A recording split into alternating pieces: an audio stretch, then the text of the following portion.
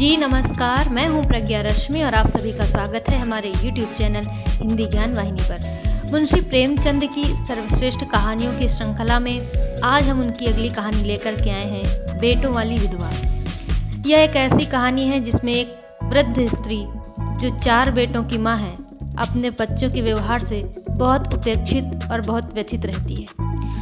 मन को छू लेने वाली अत्यंत मार्मिक कहानी। आइए सुनते हैं बेटों वाली विधवा। पंडित अयोध्यानाथ का देहांत हुआ तो सबने कहा, ईश्वर आदमी को ऐसी ही मौत दे। 4 जवान बेटे थे, 1 लड़की। चारों लड़कों के विवाह हो चुके थे, केवल लड़की कुंवारी थी। उन्होंने संपत्ति भी काफी छोड़ रखी थी, 1 पक्का मकान, 2 बगीचे, कई हजार के गहने और 20,000 नगद। विधवा फूलमती को शोक तो हुआ और कई दिन तक बेहाल पड़ी रही, लेकिन जवान बेटों को सामने देखकर उसे थोड़ा ढांढस हुआ। चारों लड़के एक से एक सुशील, चारों बहुएं एक से एक बढ़कर आज्ञाकारिणी। जब वह रात को लेटती तो चारों बारी बारी से उसके पांव दबाती। वह स्नान करके उठती तो उसकी साड़ी छांटती। सारा घर उसके इशारे पर चलता था। बड़ा लड़का कामता एक दफ्तर में 50 रुपए पर नौकर था। छोटा उमानाथ डॉक्टरी पास कर चुका था और कहीं औषधालय खोलने की फिक्र में था। तीसरा दयानाथ बीए में फेल हो गया था और पत्रिकाओं में लेख लिखकर कुछ न कुछ कमा लेता था। चौथा और सबसे छोटा बेटा सीतानाथ चारों में सबसे कुशाग्र बुद्धि और होनहार था और अब की साल बीए प्रथम श्रेणी में पास करके एमए की तैयारी में लगा हुआ था। किसी लड़के में वह दुर्व्यसन, वह छैलापन, वह लुटाऊपन न था जो माता पिता को जलाता और कुल मर्यादा को डुबोता है।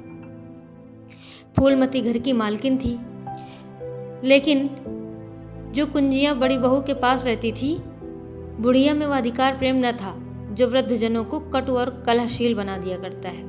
किंतु उसकी इच्छा के बिना कोई बालक मिठाई तक नहीं मंगा सकता था। संध्या हो गई थी। पंडित को मरे आज 12वां दिन था। कल 13 हैं और ब्रह्मभोज होगा। बिरादरी के लोग भी निमंत्रित होंगे। उसी की तैयारी हो रही थी।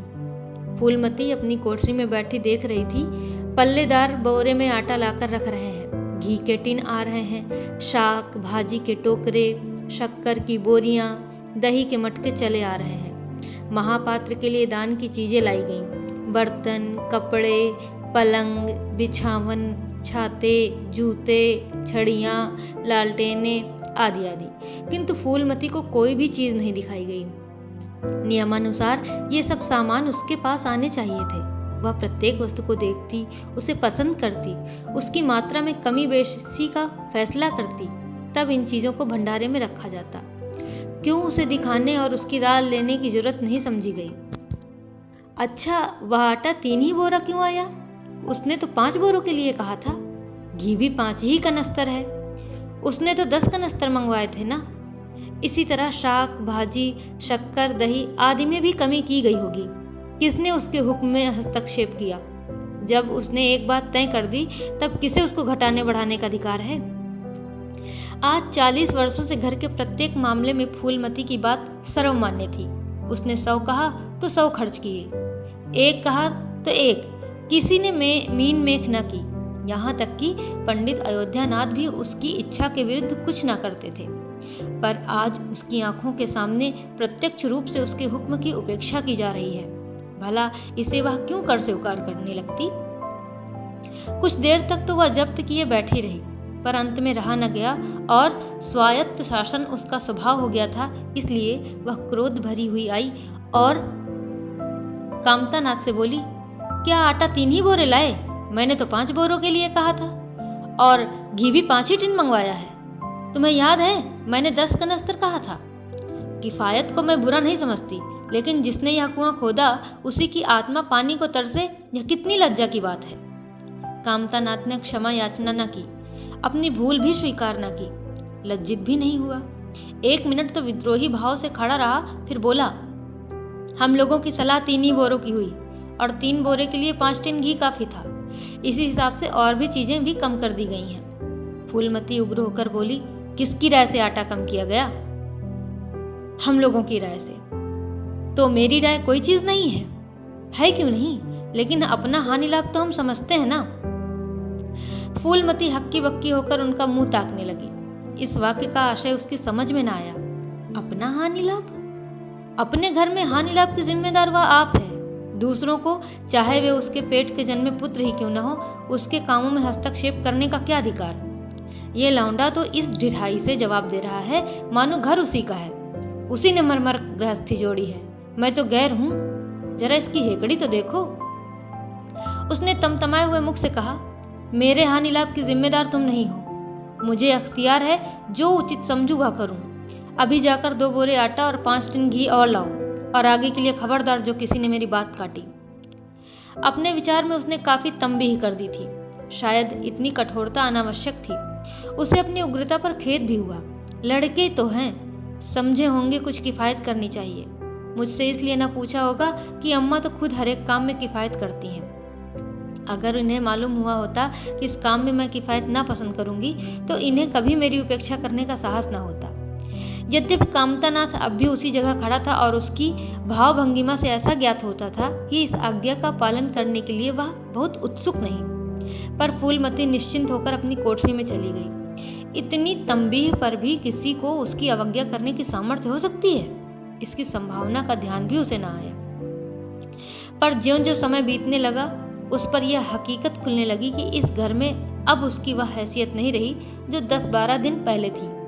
संबंधियों के यहाँ के न्योते में शक्कर, मिठाई, दही, अचार आदि आ रहे थे। बड़ी बहू इन वस्तुओं को स्वामिनी भाव से संभाल कर रख भी रही थी, लेकिन कोई भी उससे पूछने नहीं आता। अगर बिरादरी के लोग जो कुछ पूछते हैं, वो भी कामतानाथ से या बड़ी बहू से। कामतानाथ कहाँ का बड़ा इंतजामगार है। रात दिन भंग पिए पड़ा रहता है, किसी तरह रो धोकर दफ्तर चला जाता है, और उसमें भी महीनों में 15 नागों से कम नहीं होते। वह तो कहो साहब पंडित जी का लिहाज करता है, नहीं अब तक कभी का निकाल देता। और बड़ी बहू जैसी फूहड़ औरत भला इन सब बातों को क्या समझेगी। अपने कपड़े लत्ते तक तो जतन से रख नहीं सकती, चली है गृहस्थी चलाने।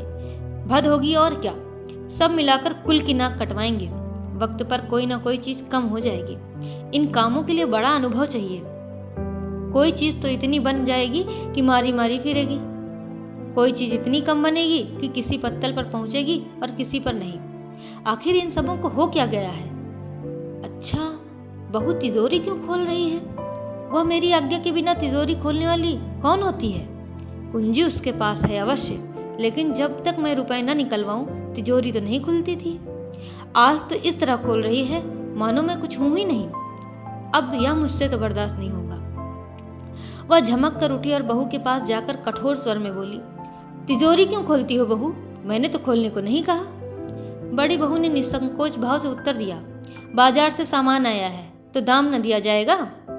कौन चीज किस भाव में आई है और कितनी आई है यह मुझे कुछ नहीं मालूम। जब तक हिसाब किताब ना हो जाए रुपए कैसे दिए जाएं। हिसाब किताब सब हो गया है। किसने किया? अब मैं क्या जानूं किसने किया, जाकर मर्दों से पूछो। मुझे हुक्म मिला रुपए लाकर दे दो, रुपए लिए जाती हूँ। फूलमती खून का घूंट पीकर रह गई। इस वक्त बिगड़ने का अवसर न था। घर में मेहमान स्त्री पुरुष भरे हुए थे। अगर इस वक्त उसने लड़कों को डांटा तो लोग यही कहेंगे कि इनके घर में पंडित जी के मरते ही फूट पड़ गई। दिल पर पत्थर रखकर फिर अपनी कोठरी में चली गई। जब मेहमान विदा हो जाएंगे तब वह एक एक की खबर लेगी। तब देखेगी कौन उसके सामने आता है और क्या कहता है। इनकी सारी चौकड़ी बुला देगी। किंतु कोठरी के एकांत में भी वह निश्चिंत न बैठी थी। सारी परिस्थिति को गिद्ध दृष्टि से देख रही थी। कहाँ सत्कार का कौन सा नियम भंग होता है, कहाँ मर्यादाओं की उपेक्षा की जाती है। भोज आरंभ हो गया। सारी बिरादरी एक साथ पंगत में बैठा दी गई। आंगन में मुश्किल से 200 आदमी बैठ सकते हैं। यहाँ तो ये 500 आदमी इतनी सी जगह में कैसे बैठ जाएंगे। क्या आदमी के ऊपर आदमी बिठाए जाएंगे। 2 पंगतों में लोग बिठाए जाते तो क्या बुराई हो जाती। यही तो होता कि 12 बजे की जगह भोज 2 बजे समाप्त होता। मगर यहाँ तो सबको सोने की जल्दी पड़ी हुई है। किसी तरह यह बला सिर से टले और चैन से सोएं। लोग कितने सटकर बैठे हुए हैं, किसी को हिलने की भी जगह नहीं। पत्तल भी एक के ऊपर एक रखे हुए हैं। पूड़ियाँ ठंडी हो गई और लोग पूड़ियाँ गरम गरम मांग रहे हैं। मैदे की पूड़ियाँ ठंडी होकर चिमड़ी हो जाती हैं, इन्हें कौन खाएगा। रसोइयों को कढ़ाव पर से न जाने क्यों उठा दिया गया। यही सब बातें तो है नाक कटाने वाली। सहसा शोर मचा, तरकारियों में नमक नहीं। बड़ी बहू जल्दी जल्दी नमक पीसने लगी। फूलमती क्रोध के मारे होंठ चबा रही थी, पर इस अवसर पर मुंह न खोल सकती थी। नमक पिसा और पत्तलों पर डाला गया। इतने में फिर शोर मचा, पानी गर्म है, ठंडा पानी लाओ। ठंडे पानी का कोई प्रबंध न था और बर्फ भी न मंगाई गई। बाजार में आदमी दौड़ाया गया, मगर बाजार में इतनी रात गए बर्फ कहाँ। आदमी भी खाली हाथ ही लौट आया। मेहमानों को वही नल का गर्म पानी पीना पड़ा। फूलमती का बस चलता तो लड़कों का मुंह नोच लेती। ऐसी छीछा लेदर उसके घर में कभी न हुई थी। उस पर सब मालिक बनने के लिए मरते हैं। बर्फ जैसी जरूरी चीज मंगवाने की भी किसी को सुध न थी। सुधी कहाँ से रहे, जब किसी को गप लड़ाने से फुर्सत मिले तब ना। मेहमान अपने दिल में क्या कहेंगे कि चले हैं बिरादरी को भोज देने और घर में बर्फ तक नहीं। अच्छा, फिर ये हलचल क्यों मच गई? अरे, लोग पंगत से क्यों उठे जा रहे हैं? आखिर मामला क्या है? फूलमती उदासीन न रह सकी। कोठरी से निकलकर बरामदे में आई और कामतानाथ से पूछा, क्या बात हो गई लल्ला? लोग क्यों उठे जा रहे हैं? कामता ने कोई जवाब न दिया और वहां से चुपचाप खिसक गया। फूलमती झुंझला कर रह गई। सहसा कहारिन मिल गई और फूलमती ने उससे भी यह प्रश्न किया। मालूम हुआ किसी के शोरबे में मरी हुई चूहिया निकल आई। फूलमती चित्रलिखित सी वहीं खड़ी रह गई। भीतर ऐसा उबाल उठा कि दीवार से सिर टकरा ले। अभागे भोज का प्रबंध करने चले थे। इस फूहड़पन की कोई हद है? कितने आदमियों का धर्म सत्यानाश हो गया, फिर पंगत से क्यों न उठ जाए? आंखों से देखकर अपना धर्म कौन गंवाएगा? हे भगवान, सारा किया धरा मिट्टी में मिल गया। सैकड़ों रुपए पर पानी फिर गया और बदनामी हुई सो अलग। मेहमान उठ चुके थे। पत्तलों पर खाना ज्यों का त्यों पड़ा हुआ था। चारों लड़के आंगन में लज्जित खड़े थे, एक दूसरे को इल्जाम दे रहे थे। बड़ी बहू अपनी देवरानियों पर बिगड़ रही थी और देवरानियां सारा दोष कुमुद के सिर डालती थी। कुमुद खड़ी रो रही थी। उसी वक्त फूलमती झल्लाई हुई आकर बोली, मुंह में कालिक लगी कि नहीं, या भी कुछ कसर बाकी है? डूब मरो सबके सब, जाकर चुल्लू भर पानी में। शहर में कहीं मुंह दिखाने के लायक भी न रहे। किसी लड़के ने इस बात का कोई जवाब न दिया। तब फूलमती और भी प्रचंड होकर बोली, तुम लोगों को क्या, किसी को शर्म हया तो है नहीं? आत्मा तो उनकी रो रही है जिन्होंने अपनी जिंदगी घर की मर्जाद बनाने में खराब कर दी। उनकी पवित्र आत्मा को तुमने यूं कलंकित किया। शहर में थोड़ी थोड़ी हो रही है, अब कोई तुम्हारे द्वार पर पेशाब करने तो आएगा भी नहीं। कामतानाथ कुछ देर तक तो चुपचाप खड़ा सुनता रहा, आखिर झुंझलाकर बोला, अच्छा अब चुप रहो अम्मा, भूल हुई, हम सब मानते हैं बड़ी भयंकर भूल हुई, लेकिन अब क्या उसके लिए घर के प्राणियों को हलाल कर डालोगी? सभी से भूलें होती हैं, आदमी पछता कर रह जाता है, किसी की जान तो नहीं मारी जाती ना। बड़ी बहू ने अपनी सफाई दी, हम क्या जानते थे कि कुमुद से इतना भी काम ना होगा। इन्हें चाहिए था कि देखकर तरकारी कढ़ाव में डालती, टोकरी उठाकर कढ़ाव में डाल दी, इसमें हमारा क्या दोष? कामतानाथ ने पत्नी को डांटा, इसमें न कुमुद का कसूर है, न तुम्हारा और न मेरा, बस संयोग की बात है। बदनामी भाग में लिखी थी वह हुई। इतने बड़े भोज में एक एक मुट्ठी तरकारी कढ़ाव में नहीं डाली जाती, टोकरे के टोकरे उड़ेल दिए जाते हैं। कभी कभी ऐसी दुर्घटना हो जाती है, पर इसमें कैसी जगह सही और कैसी नक कटाई। तुम खामखा जले पर नमक छिड़कती हो। फूलमती ने दांत पीसकर कहा, शर्माते तो हो नहीं, उल्टे और बेहयाई की बातें करते हो। कामतानाथ ने निसंकोच होकर कहा, शर्माऊं क्यों? किसी की चोरी की है? चीनी में चींटे और आटे में घुन या नहीं देखे जाते? पहले हमारी निगाह न पड़ी, बस यही बात बिगड़ गई, नहीं चुपके से चूहिया निकालकर फेंक देते, किसी को खबर भी न होती। फूलमती ने चकित होकर कहा, क्या कहता है? मरी चूहिया खिलाकर सबका धर्म बिगाड़ देता? कामतानाथ हंसकर बोला, क्या पुराने जमाने की बातें करती हो अम्मा, इन बातों से धर्म नहीं जाता। ये धर्मात्मा लोग जो पत्तल पर से उठ गए हैं, इनमें से कौन है जो भेड़ बकरी का मांस न खाता हो? तालाब के कछुए और घोंघे तक तो किसी से बचते नहीं, जरा से चूहिया में क्या रखा था? फूलमती को ऐसा प्रतीत हुआ कि अब प्रलय आने में बहुत देर नहीं है। जब पढ़े लिखे आदमियों के मन में ऐसे अधार्मिक भाव आने लगे तो फिर धर्म की भगवान ही रक्षा करे। वह इन सब बातों को सुनकर अपना समूह लेकर चली गई। आज 2 महीने गुजर गए हैं। रात का समय है। चारों भाई दिन के काम से छुट्टी पाकर कमरे में बैठे गपशप कर रहे हैं। बड़ी बहू भी षड्यंत्र में शरीक है। कुमुद के विवाह का प्रश्न छिड़ा हुआ है। कामतानाथ ने मसनद पर टेक लगाते हुए कहा, दादा की बात दादा के साथ गई। पंडित विद्वान भी हैं और कुलीन भी होंगे, लेकिन जो आदमी अपनी विद्या और कुलीनता को रुपयों पर बेचे वह नीच है। ऐसे नीच आदमी के लड़के से हम कुमुद का विवाह सेंत भी ना करेंगे। 5,000 तो बहुत दूर की बात है। उसे बताओ दत्ता, किसी और दूसरे वर्ग की तलाश करो। हमारे पास कुल 20,000 ही तो हैं। एक एक के हिस्से में 5-5 हजार आते हैं। 5,000 दहेज में दे दें और 5,000 नेग न्यौछावर बाजे गाजे में उड़ा दें तो फिर हमारी बगिया ही बैठ जाएगी। उमानाथ बोले, मुझे अपना औषधालय खोलने के लिए कम से कम 5,000 की जरूरत है। मैं अपने हिस्से में से 1 पाई भी नहीं दे सकता। फिर खुलते ही आमदनी तो होगी नहीं, कम से कम साल भर घर से खाना पड़ेगा। दयानाथ एक समाचार पत्र देख रहे थे। आंखों से ऐनक उतारते हुए बोले, मेरा विचार भी एक पत्र निकालने का है। प्रेस और पत्र में कम से कम 10,000 का कैपिटल चाहिए।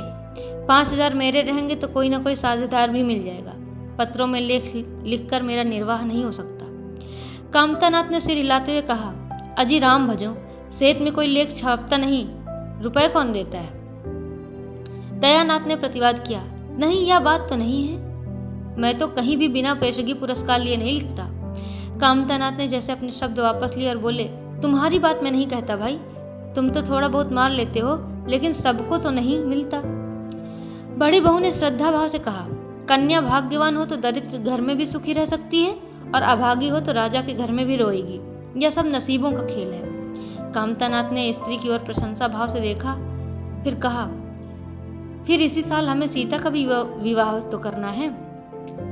सीतानाथ सबसे छोटा था। सिर झुकाए भाइयों की स्वार्थ भरी बातें सुन सुनकर कुछ कहने के लिए उतावला हो रहा था। अपना नाम सुनते ही बोला, मेरे विवाह की चिंता आप लोग ना करें।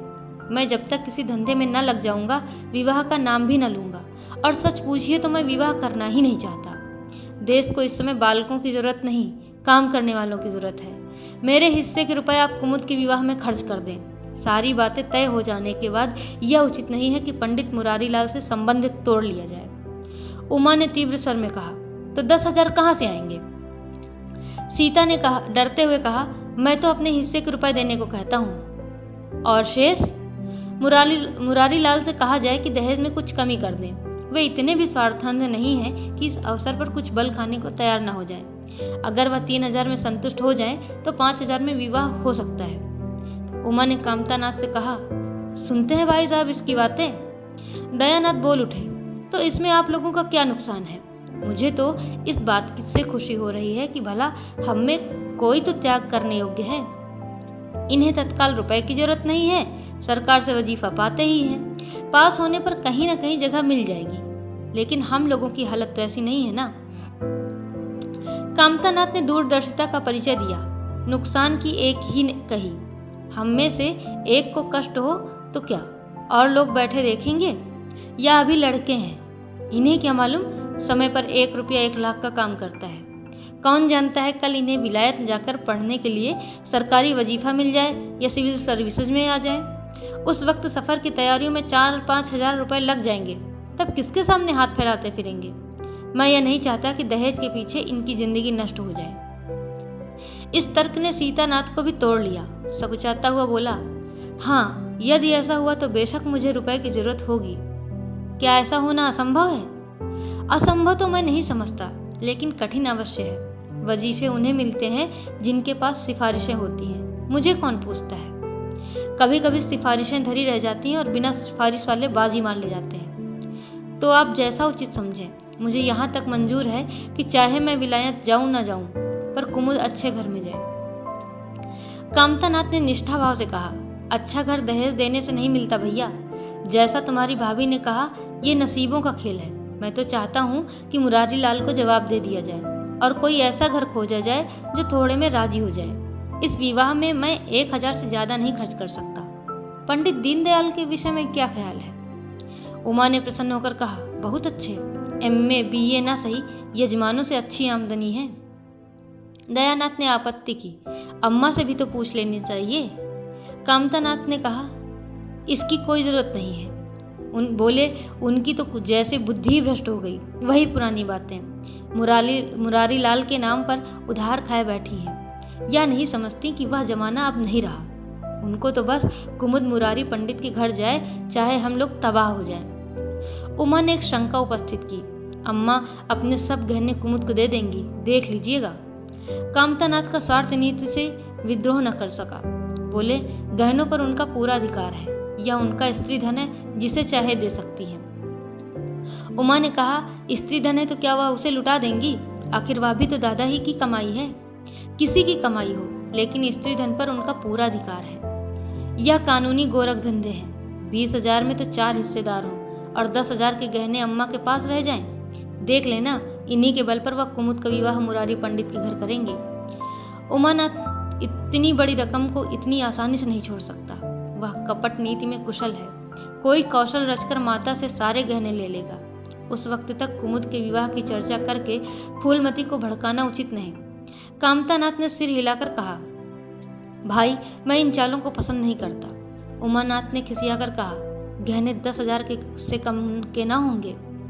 कामता ने अविचल स्वर में कहा, कितने ही के हों, मैं अनीति में हाथ नहीं डालना चाहता। तो आप अलग बैठिए। हाँ, बीच में भांजी न मारिएगा। मैं अलग रहूंगा और तुम सीता? मैं भी अलग ही रहूंगा।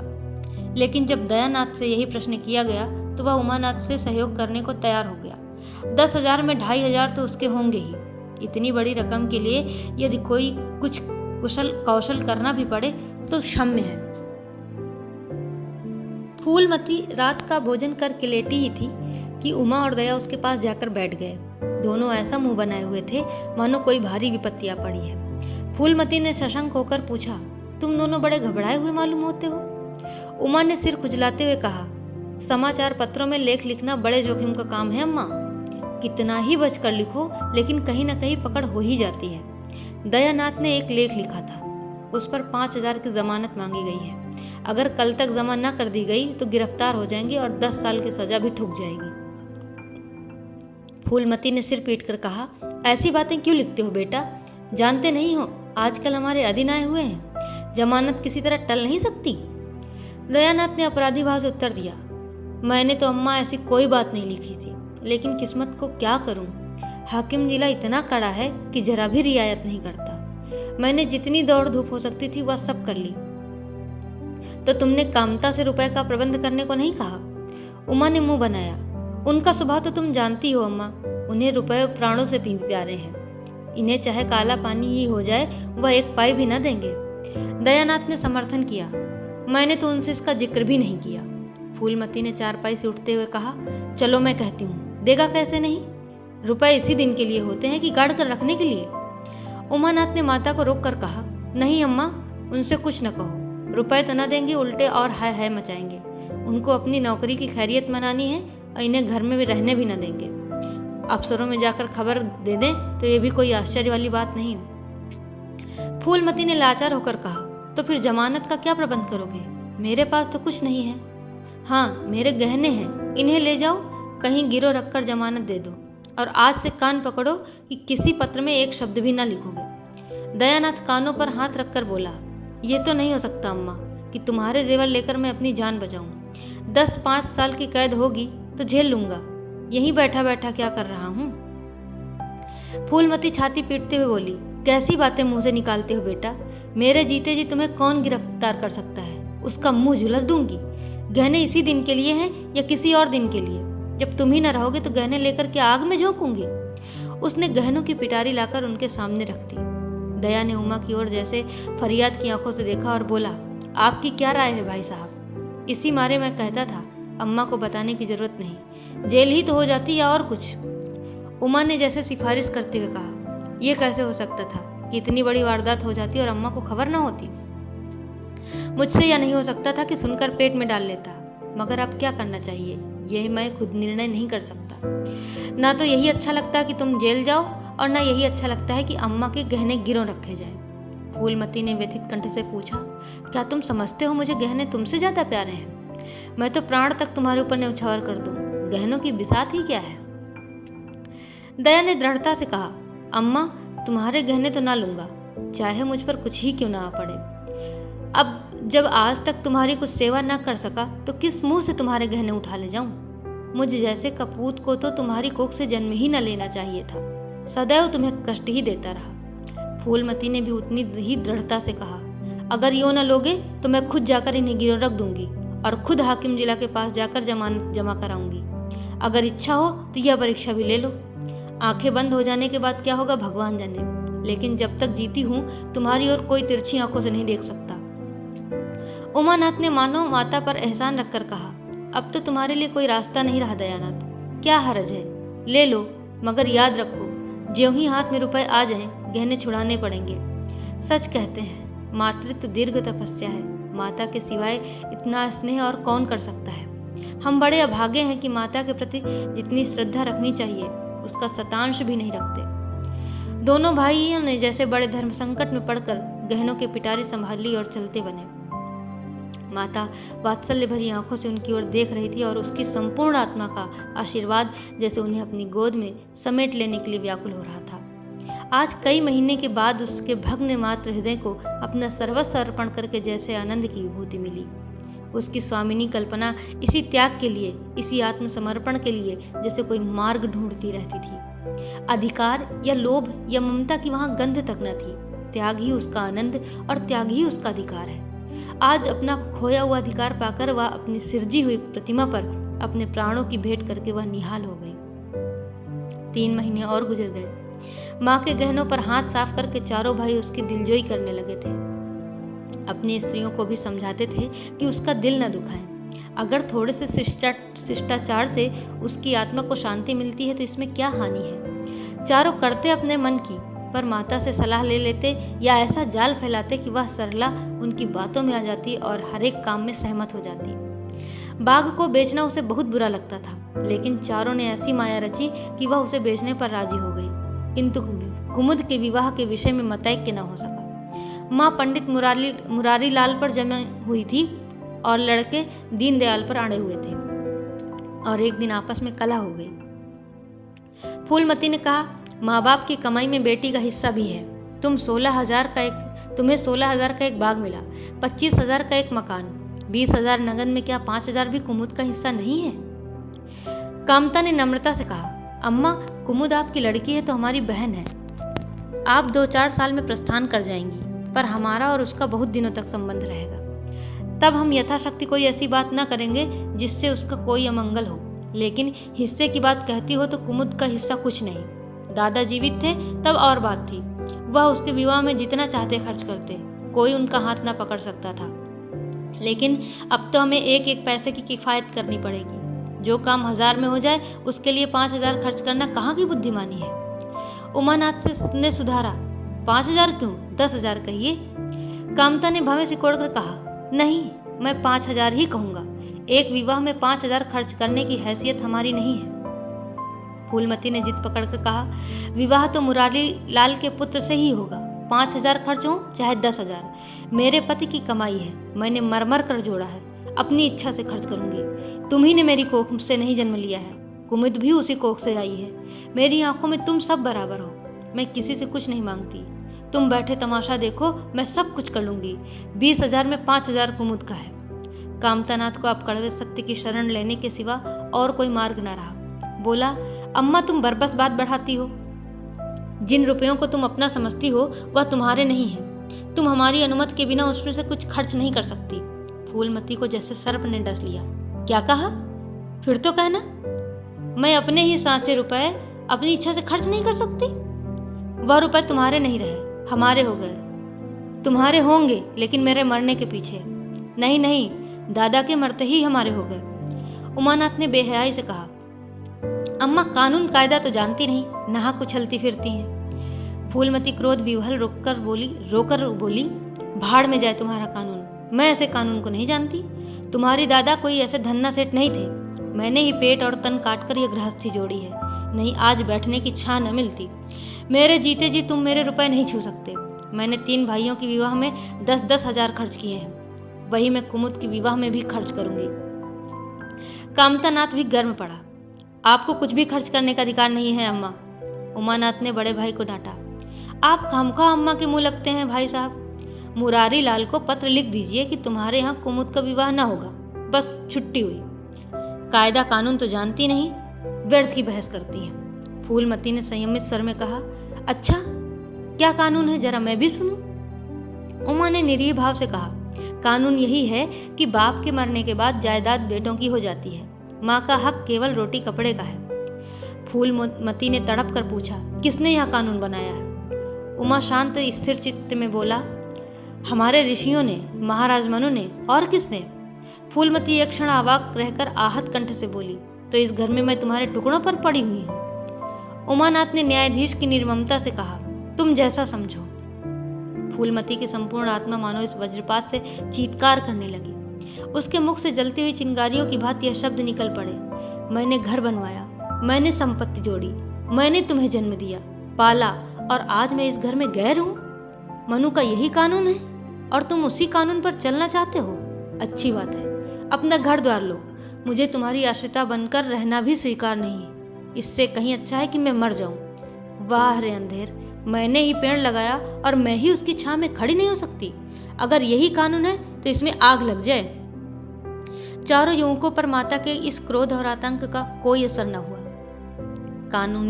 कानूनी फौलादी कवच उनकी रक्षा जो कर रहा था, इन कांटों का उन पर क्या असर हो सकता था?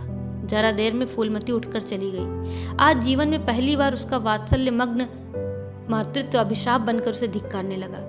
जिस मातृत्व को उसने जीवन की विभूति समझा था, जिसके चरणों पर वह सदैव अपनी समस्त अभिलाषाओं और कामनाओं को अर्पित करके अपने को धन्य मानती थी, वही मातृत्व आज उसे अग्निकुंड सा जान पड़ा, जिसमें उसका जीवन जलकर भस्म हो गया। संध्या हो गई थी और द्वार पर नीम का वृक्ष सिर झुकाए निस्तब्ध खड़ा था, मानो संसार की गति पर क्षुब्ध हो रहा हो।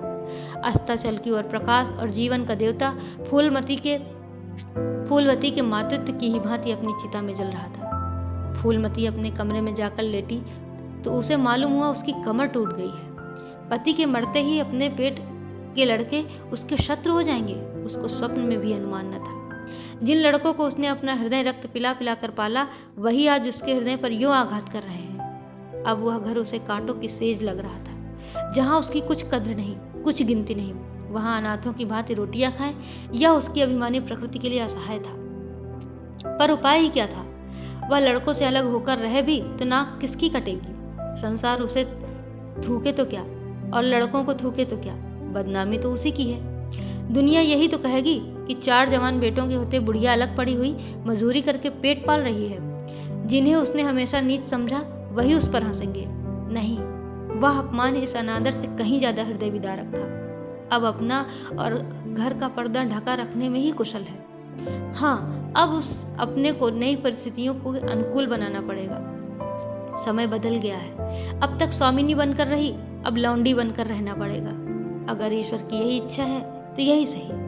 अपने बेटों की बातें और लाते, गैरों की बातों और लातों की अपेक्षा फिर भी गनीमत है। वह बड़ी देर तक मुंह ढांपे अपनी दशा पर रोती रही। सारी रात इसी आत्मवेदना में कट गई। शरद का प्रभाव डरता डरता उषा की गोद से निकला, जैसे कोई कैदी छिपकर जेल से भाग कर आया हो। फूलमती अपने नियम के विरुद्ध आज तड़के ही उठी। रात भर में उसका मानसिक परिवर्तन हो चुका था। सारा घर सो रहा था और वह आंगन में झाड़ू लगा रही थी। रात भर उसमें भीगी हुई उसकी पक्की जमीन उसके नंगे पैरों में कांटों की तरह चुभ रही थी। पंडित जी उसे कभी इतने सवेरे उठने ना देते थे। शीत उसके लिए बहुत हानिकारक था। पर अब वह दिन नहीं रहे। प्रकृति उसको भी समय के साथ बदल लेने का प्रयत्न कर रही थी। झाड़ू से फुर्सत पाकर उसने आग जलाई और चावल दाल की कंकड़ियां चुनने लगी। कुछ देर में लड़के जागे, बहुएं भी उठी। सभी ने बुढ़िया को सर्दी से सिकुड़े हुए काम करते देखा, पर किसी ने यह न कहा कि अम्मा क्यों हलकान होती हो। शायद सबके सब बुढ़िया के इस मान मर्दन पर बहुत प्रसन्न थे। आज से फूलमती का यही नियम हो गया था कि जी तोड़कर घर का काम करना और अंतरंग नीति से अलग रहना। उसके मुख पर जो एक आत्मगौरव झलकता रहता था, उसकी जगह अब गहरी वेदना छाई हुई नजर आती। जहाँ बिजली जलती थी वहाँ अब तेल का दिया टिमटिमा रहा था, जिसे बुझा देने के लिए हवा का एक हल्का झोंका ही काफी है। मुरारी लाल को इनकारी पत्र लिखने की बात पक्की हो चुकी थी। दूसरे दिन पत्र भी लिख दिया गया। दीनदयाल से कुमुद का विवाह निश्चित हो गया। दीनदयाल की उम्र 40 से कुछ अधिक थी। मर्यादा में भी कुछ हेठे थे, पर रोटी दाल से खुश थे। बिना किसी ठहराव के विवाह करने पर राजी हो गए। तिथि नियत हुई, बारात आई और विवाह हुआ। कुमुद विदा कर दी गई।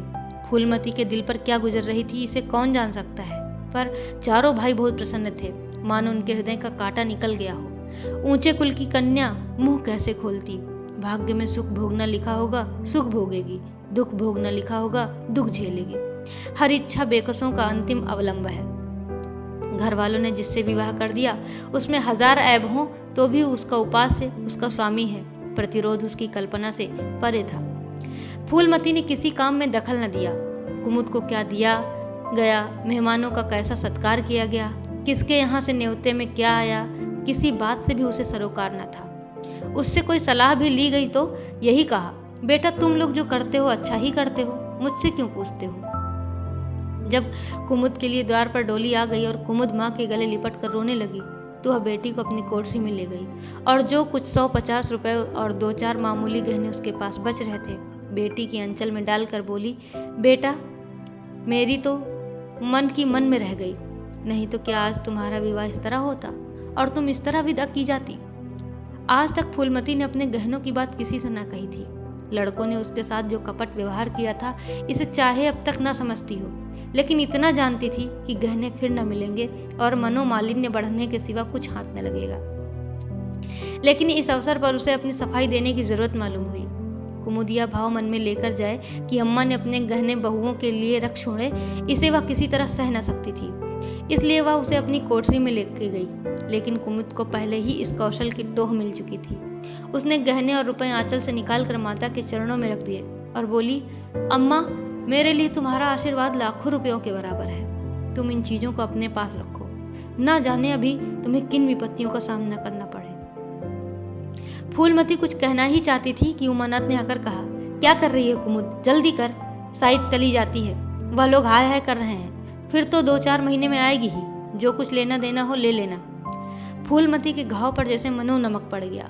बोली, अब मेरे पास क्या है भैया जो मैं इसे दूंगी, जाओ बेटी, भगवान तुम्हारा सुहाग अमर करे। कुमुद विदा हो गई और फूलमती पछाड़ खाकर गिर पड़ी। जो बची खुची जीवन की लालसा थी वो भी नष्ट हो गई। 1 साल बीत गया। फूलमती का कमरा घर में सब कमरों से बड़ा और हवादार था। कई महीनों से उसने बड़ी बहू के लिए खाली कर दिया गया था और खुद एक छोटी सी कोठरी में रहने लगी, जैसे कोई भिखारिन हो। बेटों और बहुओं से अब उसे जरा भी स्नेह न था। वह अब घर की लौंडी थी। घर के किसी प्राणी, किसी वस्तु, किसी प्रसंग से उसे कोई प्रयोजन न था। वह केवल इसलिए जीती थी कि मौत न आती थी। सुख या दुख का उसे अब लेश मात्र भी ज्ञान न था। उमानाथ का औषधालय खुला, मित्रों की दावत हुई, नाच तमाशा हुआ। दयानाथ का प्रेस खुला, फिर जलसा हुआ। सीतानाथ को वजीफा मिला और विलायत गया, फिर उत्सव हुआ। कामतानाथ के बड़े लड़के का यज्ञोपवीत संस्कार हुआ, फिर धूमधाम हुई। लेकिन फूलमती के मुख पर आनंद की छाया तक न आई। कामता प्रसाद टाइफाइड में महीने भर बीमार रहा और मर कर उठा। दयानाथ ने अब की अपने पत्र का प्रचार बढ़ाने के लिए वास्तव में एक आपत्तिजनक लेख लिखा और 6 महीने की सजा पाई। उमानाथ ने एक फौजदारी के मामले में रिश्वत लेकर गलत रिपोर्ट लिखा और उसकी सनद छीन ली गई, पर फूलमती के चेहरे पर रंज की परछाई तक न पड़ी। उसके जीवन में अब कोई आशा, कोई दिलचस्पी, कोई चिंता न थी। बस पशुओं की तरह काम करना और खाना, यही उसकी जिंदगी के 2 काम थे। जानवर मारने से काम करता है पर खाता है मन से। फूलमती बेकहे काम करती थी पर खाती थी विष की कौर की तरह। महीनों सिर में तेल न पड़ता, महीनों कपड़े न धुलते, कुछ परवाह नहीं। चेतना शून्य हो गई थी। सावन की झड़ी लगी हुई थी और मलेरिया फैल रहा था। आकाश में मटियाले बादल थे, जमीन पर मटियाला पानी। आर्द्र वायु शीत, ज्वर और श्वास का वितरण करती फिरती थी। घर की महरी बीमार पड़ गई। फूलमती ने घर के सारे बर्तन मांजे, पानी में भीग भीग कर सारा काम किया, फिर आग जलाई और चूल्हे पर पतीलियां चढ़ा दी। लड़कों को समय पर भोजन मिलना चाहिए। सहसा उसे याद आया, कामतानाथ नल का पानी नहीं पीते। उसी वर्षा में गंगा जल लाने चली। कामतानाथ ने पलंग पर लेटे लेटे कहा, रहने दो अम्मा, मैं पानी भर लाऊंगा। आज महरी भी खूब बैठ रही। फूलमती ने मटियाले आकाश की ओर देखकर कहा, तुम भीग जाओगे बेटा, बहुत सर्दी हो जाएगी। कामतानाथ बोले, तुम भी तो भीग रही हो, कहीं बीमार न पड़ जाओ। फूलमती निर्मम भाव से बोली, मैं बीमार न पड़ूंगी, मुझे भगवान ने अमर कर दिया है। उमानाथ भी वहीं बैठा हुआ था। उसके औषधालय में कुछ आमदनी न होती थी, इसलिए बहुत चिंतित था। भाई भावच की मुंह देखी करता रहता था। बोला, जाने भी दो भैया, बहुत दिनों बहुओं पर राज कर चुकी हैं, उसका प्रायश्चित तो करने दो। गंगा भी बढ़ी हुई थी जैसे समुद्र हो, क्षितिज के सामने से के कूल से मिला हुआ था। किनारों के वृक्षों की केवल फुनगियां पानी के ऊपर रह गई थी। घाट ऊपर तक पानी में डूब गए थे। फूलमती कलसा लिए नीचे उतरी पानी भरा और ऊपर जा रही थी कि पांव फिसला, संभल न सकी और पानी में गिर पड़ी। पल भर हाथ पांव चलाए, फिर लहरें उसे नीचे खींच ले गईं। किनारे पर 2-4 पंडे चिल्लाए, अरे दौड़ो, बुढ़िया डूबी जाती है। 2-4 आदमी दौड़े भी, लेकिन फूलमती लहरों में समा गई थी, उन बल खाती हुई लहरों में जिन्हें देखकर हृदय ही कांप उठता था। एक ने पूछा, ये कौन बुढ़िया थी? अरे वही पंडित अयोध्यानाथ की विधवा है। अयोध्यानाथ तो बड़े आदमी थे। हाँ थे तो, पर इसके भाग्य में ठोकर खाना ही लिखा था। उनके तो कई लड़के बड़े बड़े हैं और सब कमाते हैं। हाँ भाई हैं तो, लेकिन भाग्य भी तो कोई वस्तु है। और ऐसे ही उस बुढ़िया की जीवन लीला समाप्त हो जाती है और ये मार्मिक कहानी यहीं पर समाप्त होती है। आशा करते हैं ये कहानी आपको बहुत अच्छी लगी होगी और ऐसी ही कहानियों को सुनने के लिए हमारे साथ जुड़े रहिए। बहुत बहुत धन्यवाद। नमस्कार।